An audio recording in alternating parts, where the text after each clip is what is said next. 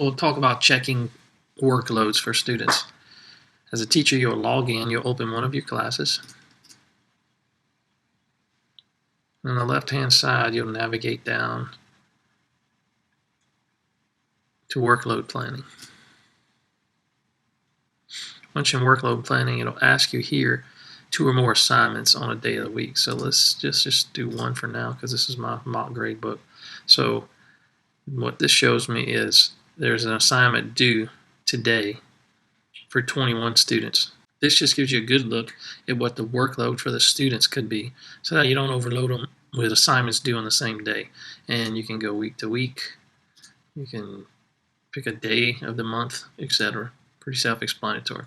Anyway, that's how you check workload planning for students. Thanks for watching. Have a great day.